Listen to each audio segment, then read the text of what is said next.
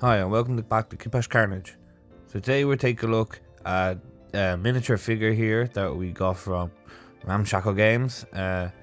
So we have a body here of what looks to be like it looks like just like a guy with, from what I can make it out, it's just some type of dude with some armor on it.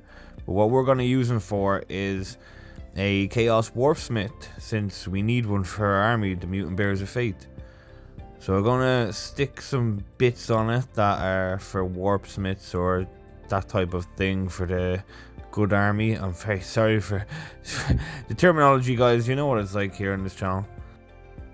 So these bits that you see here are casts that we made in a previous video. Link in the description to that video to see how we made these casts. So we may or may not use these pieces, but we'll see how it goes when we're just making this stuff. As you know, we just kind of do this on the fly, so I've got a few little bits that I took here, but I might use these. Like, I was thinking about using the wrecking ball thing and the backpack, but we'll have a look. We'll see how this goes. So we're going to use some green stuff here. Green stuff is very handy for sticking bits together, molding little bits, or just filling in gaps, or for what it's really good for is shaping details. So basically, instead of using another casting material, if you use green stuff, it's a much better material in order to make capes with and show better detail and stuff. And then you see here, this is us trying to figure out where we want the wrecking ball. So my idea at start was to have a wrecking ball in his arm here, just like he's swinging it, since he's like a warpsmith kind of engineerish type of guy. So I thought it would look cool, but we later come to find out that it wouldn't have fitted the actual miniature itself, like with the way I was going with it. So we're just going to speed this up a bit, and you see how we put this thing together. So first we're just going to file this back off here, just in order to fit the backpack flush against its back.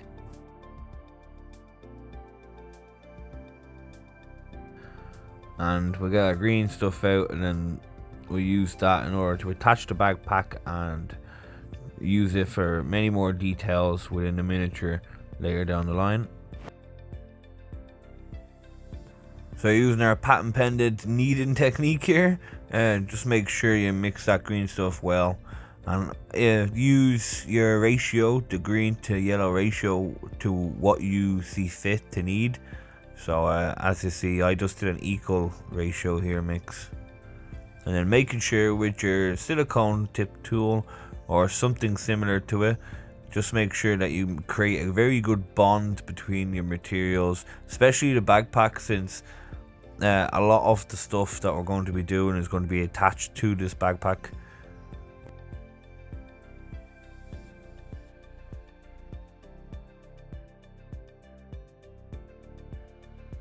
So as you've seen, we just swapped out the backpack. I didn't like the orientation of that one there. I kind of like the way there's this robotic arm that's coming facing forward.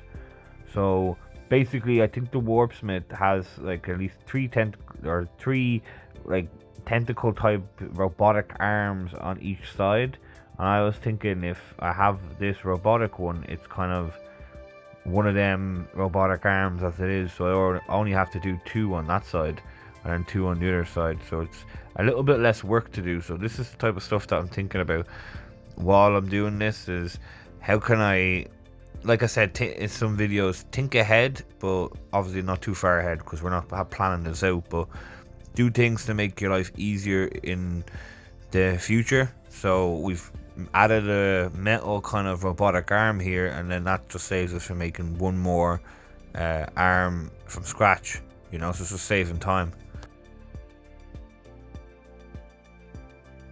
So you see here, we're just snipping off some guitar string wire and then just bending it into little curved shapes, and this I was just seeing which orientation I would like.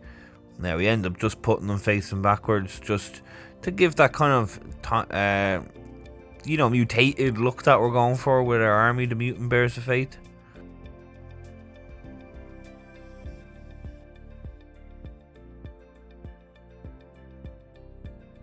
Now once again, just making sure that that green stuff is creating that bond between the material. So here we actually stick some green stuff down and bring it over across the backpack to make it more secure. And as you see later down the line, we just keep on adding more and more on. And this is just how the project just comes to life, you know. I honestly just thought that we'd have one little piece just sticking across here, but as you later find out, the little detailed dots that we're doing here just don't even come into purpose because we cover it up. But that's the fun about the creative style and the way we do this is you think one thing, you're prepared to build it in one way, and then it turns out another way, and it could be completely different or the exact same, or it could be a different technique that you mightn't have used that then you use in a different way, and it turns out better or worse than you thought. But this is all what about the creative process is all about. So as you see here, we have a little kind of tentacle roller shape thing that we got from Green Stuff World, and we're using that along with our green stuff in order to make these tentacle robotic arms that the Warpsmith has. And then we're using a bottle of paint there just in order to get the curve that we're looking for, so the green stuff could harden into that curve shape. And then we're just going through some of our bits boxes. So this is another one of our big bits boxes. As you can see here, I have lots of different bits in here, and we'll see what we can find. So we're looking for like robotic kind of Warpsmith looking bits.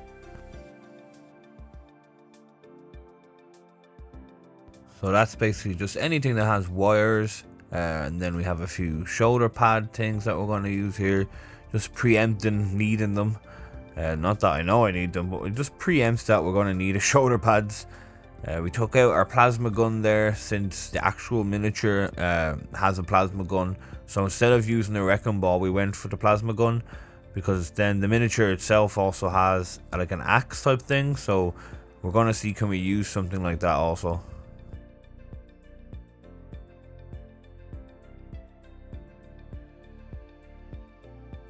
So a lot of these bits we don't end up using, but a lot of them we do end up using. A lot of the electrical bits that you see here, like the fuse looking bits, the wires, these all get used. But certain bits like the orcish spikes and the helmet kind of piece and stuff, so lots of different bits don't get used. And now we're going to try look for a head for our Warpsmith. So obviously looking in our heads box here, this sounds so weird, but yeah, like I said previous, having stuff organized like this is so easy, so handy for yourself. Like, I just have to grab the box of chaos heads that I have. Yes, I have specifically a box with chaos heads, like you've seen. Grab them, they're demonic type of heads, chaos heads. Grab them, have a look which one I want to use, and it's easy, we just go for that one. So the one I went with has kind of like these weird looking tubes kind of along the face of it. It was just the type of helmet I was looking for in order to go with this Warpsmith, because I don't know about you guys, but I hate painting faces, so a helmet is much better for me to be doing, because yeah, we just paint the helmet the one color and a few of the details.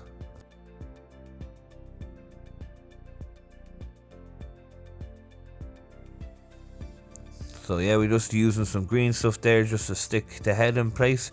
And this is one of the orc bits you seen I was going to be using, but then I changed my mind later down the line. I think I went with a piece of guitar string or another piece of wire looking tube. As you see here, we're just adding other bits and details onto the miniature.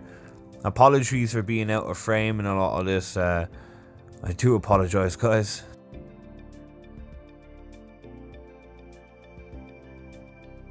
So just making micro adjustments here and there when needed. Obviously the green stuff isn't set, and we work pretty quick here trying to get everything done in one sitting, as you know.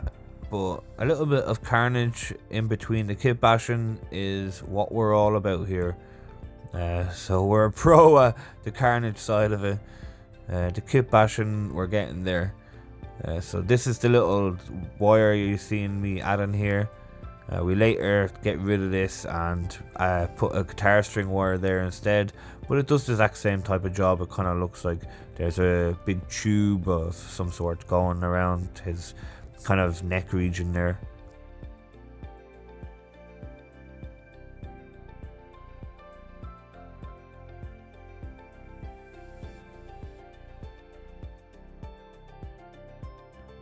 So we're just getting the gun here and we're trying to cut that plasma gun off of that arm, keeping the hand and everything so we can attach it straight to the figure itself.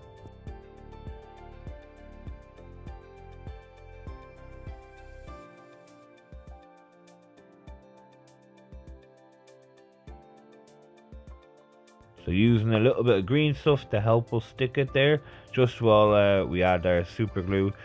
You notice I use a lot of green stuff in combination with super glue. So the green stuff holds the piece there, creates that bond, while the super glue hardens it immediately and sticks it there. So this is just an easy way for working quite fast with your pieces.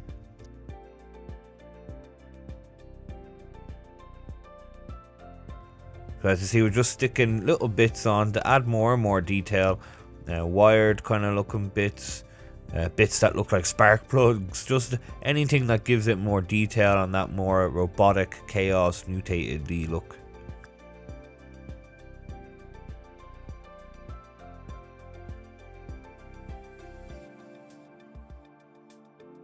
So sticking on some packs here on the waist with grenades, because why not?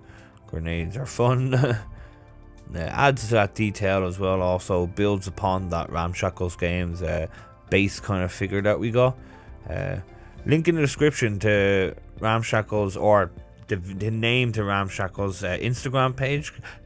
Take a look, because really good guy, supports the community an awful lot, and without his help I wouldn't have been able to do this project. So thank you very much to Ramshackle Games.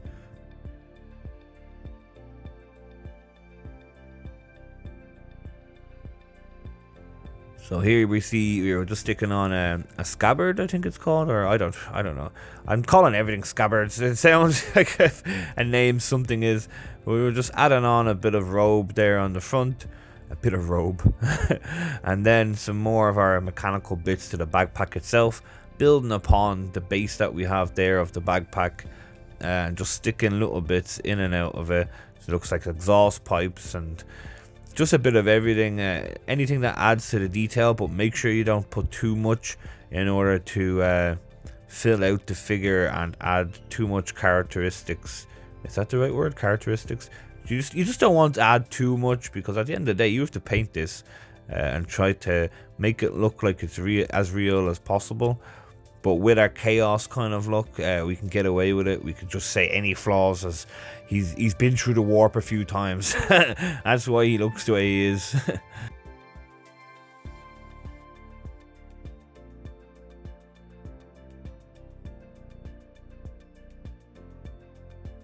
And thank you very much just for everyone for supporting me during this journey we're going down.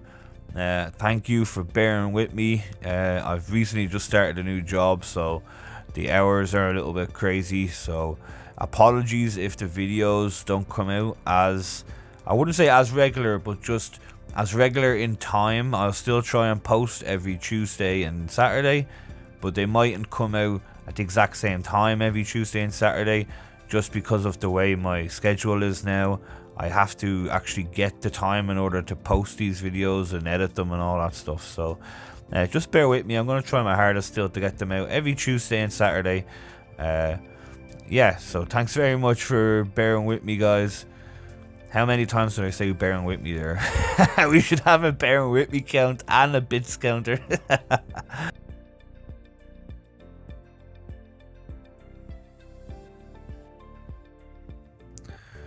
So using our green stuff, we're just adding this little camera onto the shoulder.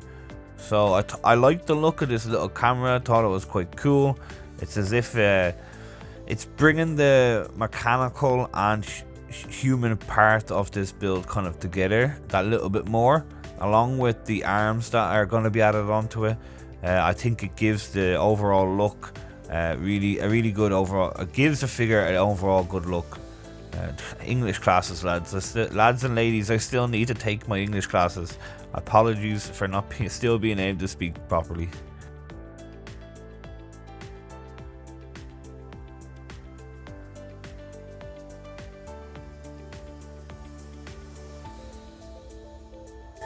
So here you see the axe that we were talking about.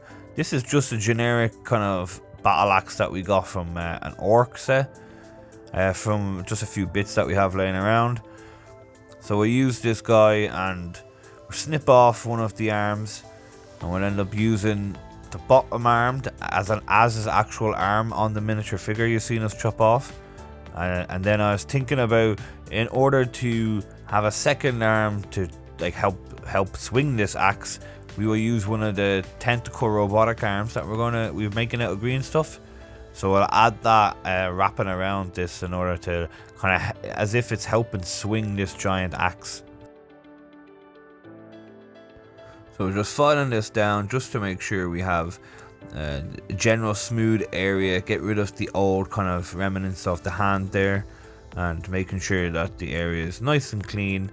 So I'm also scoring where the green stuff hand is going to be, and not only for a grip so the actual green stuff can attach and not be on such a smooth area, but because it looks like there's some type of fabric type of style on the actual axe handle itself.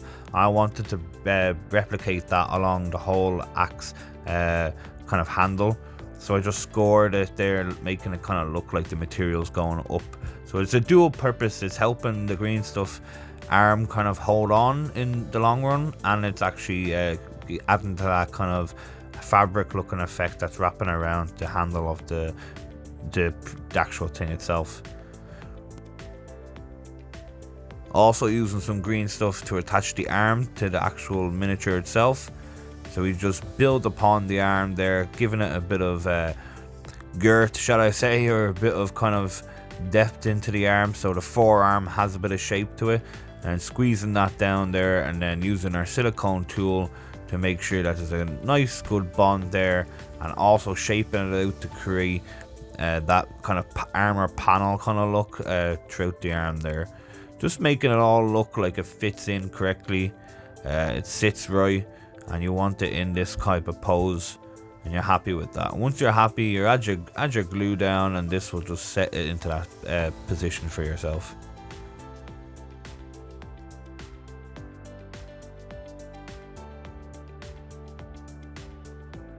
So moving on from that, we're going to grab some green stuff and add a few more details, a few of our bits that we have left over. Add them while that's just setting, and then we can go back to that and then start adding in our kind of robotic tentacle looking things.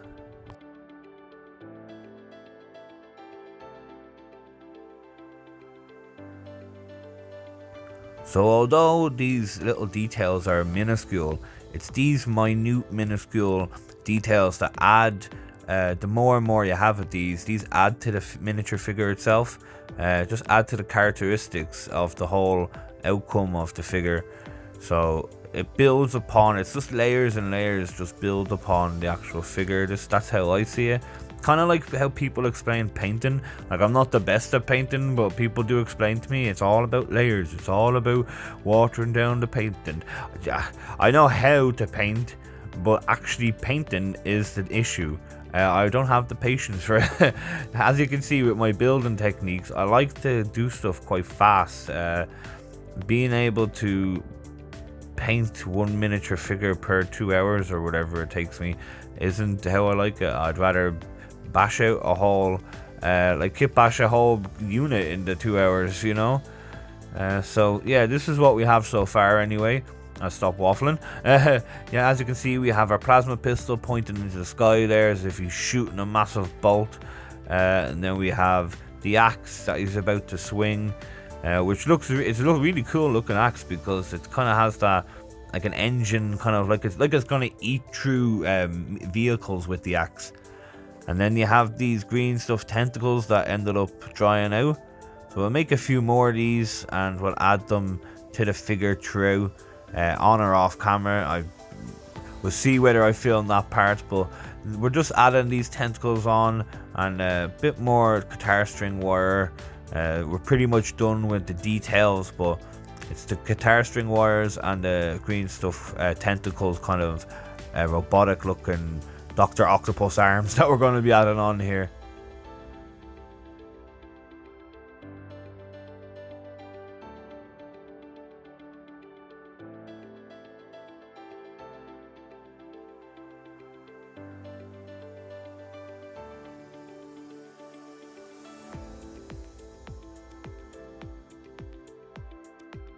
So we're just sticking some green stuff into the backpack here, preparing for when we want to stick the tentacle coming out of it. So the green stuff is going to create that bond for us, and then we're going to use some super glue to create the actual, to stick it then and there. So our trusty little technique of green stuff to hold it, super glue to stick it.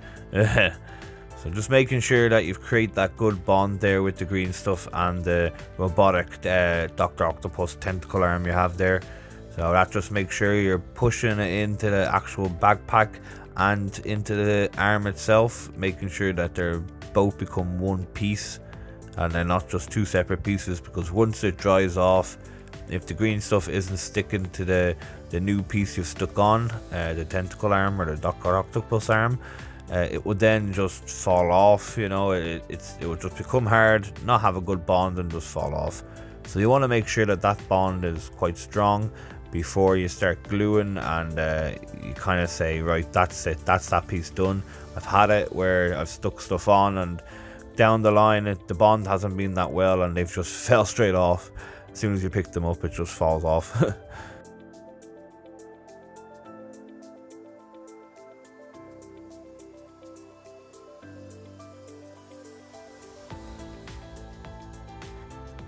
So like I said, we're just making sure that the green stuff has a good sticking to that miniature, has a good bond.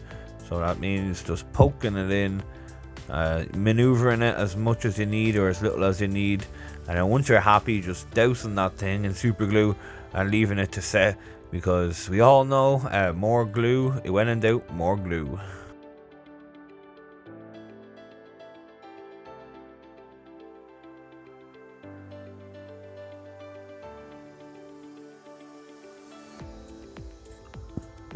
So the file that actually did this got a little bit corrupted, so the rest of it. So I basically added some more guitar string and I made a few more of my little Dr. Octopus robotic arms here, and we stuck them on. So as you can see here, we have one that comes around and is holding onto the axe. The rest of them are just stuck onto the backpack in a generic way there, coming along each side. And like I said, we have one here holding onto the axe, and then we have the other two, and then on the other side we have that robotic looking arm, and then these two. So we're kind of like three on each side in a way, kind of going with that. And then we have the two guitar string looking tentacles coming out. So yeah, I don't think it looks too bad, you know. This is for my first try of doing a Chaos Warpsmith looking thing. So as you can see, the backpack, all the detail we added on there, and then hand holding the plasma pistol, just firing up in the air randomly, and then on the top of the robotic arm we added a few spikes for that chaos look. So thank you so much for sticking by, everyone. I appreciate it, and see you in the next one.